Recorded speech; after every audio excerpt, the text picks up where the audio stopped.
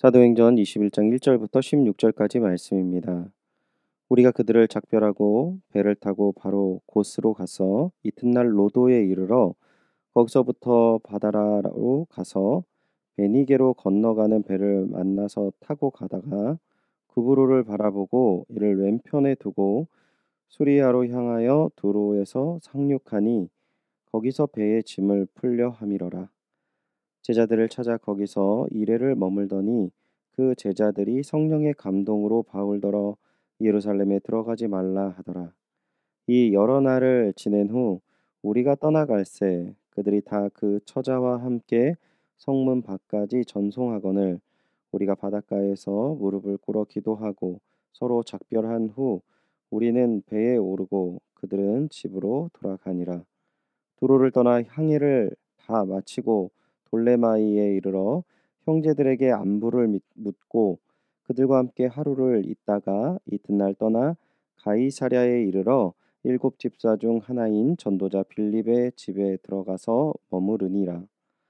그에게 딸 넷이 있으니 처녀로 예언하는 자라.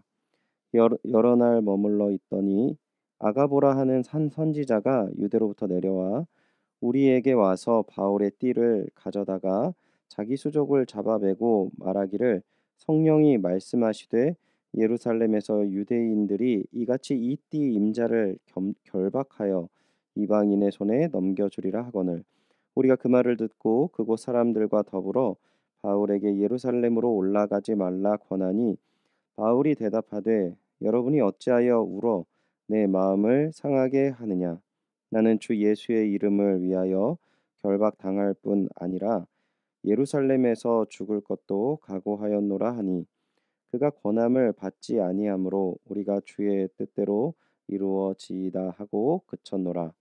이 여러 날 후에 여장을 꾸려 예루살렘으로 올라갈새 가이사랴의 몇 제자가 함께 가며 한 오랜 제자 구브로 사람 나손을 데리고 가니 이는 우리가 그의 집에 머물려 함이라. 아멘. 주의 뜻이 이루어지이다라는 제목으로 새벽의 묵상의 말씀 전하겠습니다. 오늘 아침 우리에게 주신 말씀 사도행전 21장 1절부터 16절까지의 말씀의 내용은 바울의 여행 기록을 담고 있습니다. 바울이 예루살렘을 향하여 항해를 한 끝에 가이사랴에 상륙해서 거기서 예루살렘으로 들어가려는 준비를 하고 있다. 이러한 내용입니다. 그 과정 중에 특이한 내용을 살펴보면 배를 타고 이동하였다라는 것과 그 두로에서 짐을 풀다가 기다리는 동안에 거기 있는 제자들을 만나서 이 제자들이 성신의 감동으로 말미암아 바울의 권고하는 말을 들었고 다시 두로에서 남쪽으로 있는 가이사랴에 도착했다라는 내용입니다. 이 가이사랴에는 일곱 집사 중 하나인 빌립이 살고 있었습니다. 바울이 이 빌립 집사의 집에 머물고 있었는데요. 그러던 중에 유대에서 아가보라라고 하는 선지자 하나가 이 가이사랴에 있는 바울에게 와서 그가 예루살렘에 들어가면 어떤 고생을 만날 것인지 들려준 이야기를 담고 있습니다.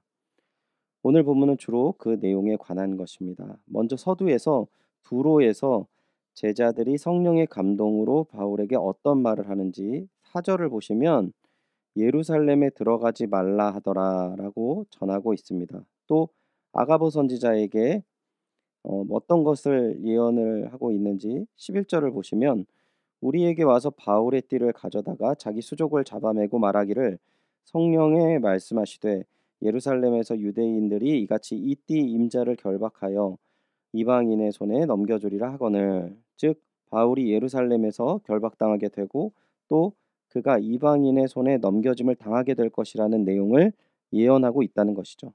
이 예언을 들은 사람들은 바울에게 예루살렘으로 올라가지 말 것을 권면합니다. 이러한 권면을 받은 바울이 무엇이라고 대답합니까? 13절 보겠습니다. 바울이 대답하되 여러분이 어찌하여 울어 내 마음을 상하게 하느냐 나는 주 예수의 이름을 위하여 결박당할 뿐 아니라 예루살렘에서 죽을 것도 각오하였노라 하니 바울은 자신의 계획대로 예루살렘에 들어갈 것을 이야기를 합니다. 우리는 바울이 꼭 예루살렘에 올라가려고 하는 것을 알 수 있습니다. 사실 이전에 밀레도에서도 에베소 장로들을 청하여 자기가 예루살렘에 올라가면 무슨 일을 당할지 모르지만 그래도 올라가겠다라고 주장을 강하게 한 일이 있었습니다. 그리고 오늘 본문까지 바울은 흔들림 없이 예루살렘으로 가겠다라는 것을 이야기하는 것이죠. 그렇다면 왜 바울이 어려움이 예상되는 예루살렘으로 올라가려는 것입니까? 다시 본문 13절을 보시면 나는 주 예수의 이름을 위하여 결박당할 뿐 아니라 예루살렘에서 죽을 것을 각오하였노라라고 이야기합니다. 그러니까 큰, 큰 주제는 주 예수의 이름을 위하여 예루살렘으로 가는 것이죠. 본문은 먼저 성령의 경고에도 불구하고 바울의 강한 의지와 죽음을 각오하고 예루살렘에 들어가려는 태도에는 바로 이러한 신성한 동기가 있다라는 것을 이야기하고요. 환란이나 어떠한 큰 고생에도 불구하고 그러한 것들이 이 바울의 동기를 막을 수 없다라는 것을 잘 표현하고 있습니다.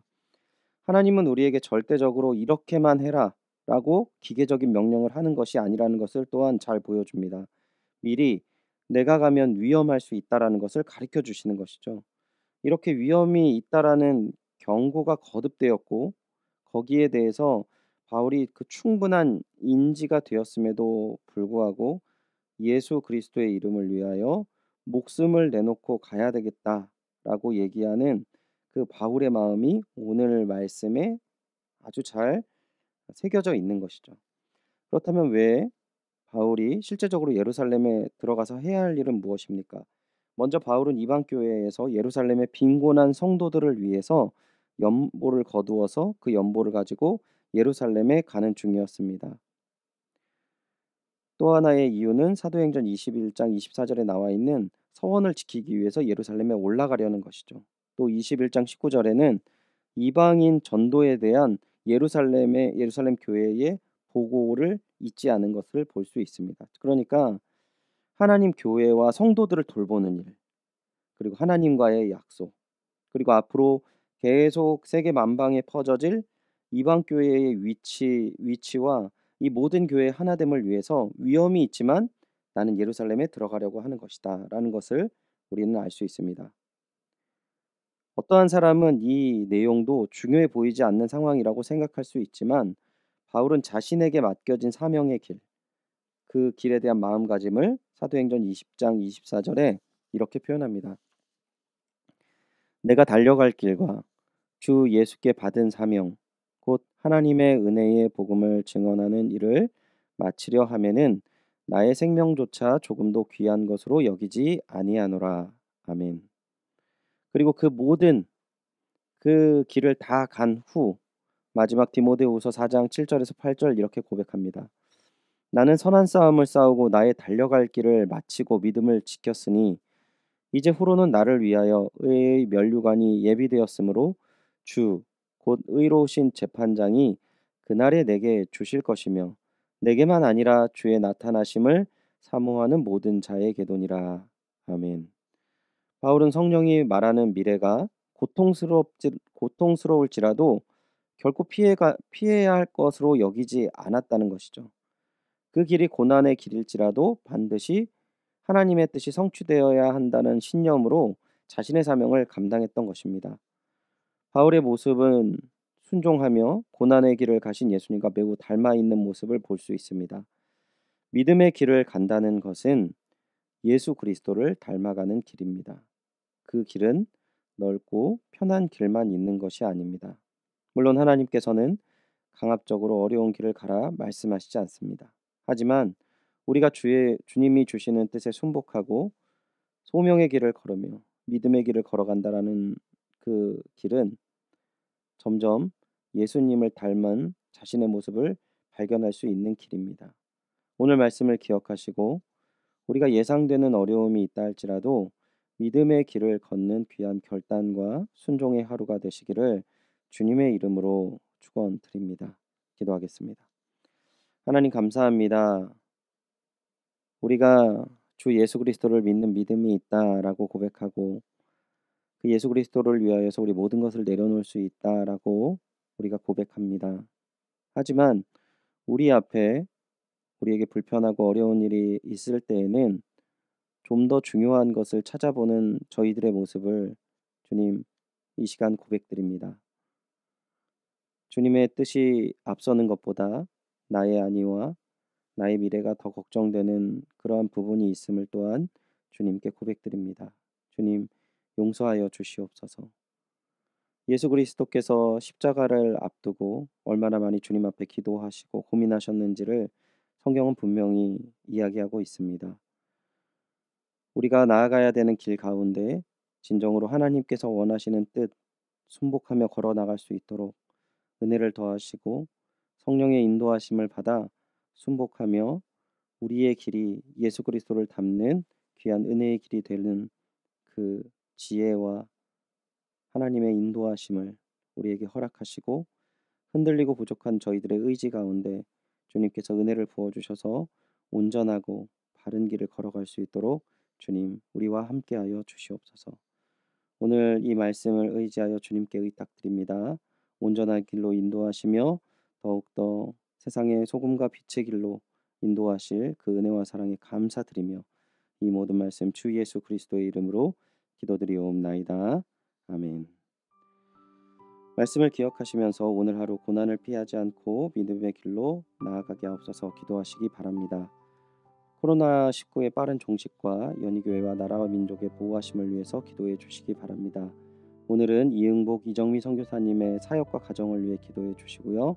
신재찬 장로님 허리 시술 이후에 회복을 위해서 여러분 함께 기도해 주시고 이제 빠른 시간 안에 교회에 나오셔서 함께 예배드릴 수 있도록 강건함 허락하여 주시옵소서 기도해 주시기 바랍니다. 다 같이 기도하겠습니다.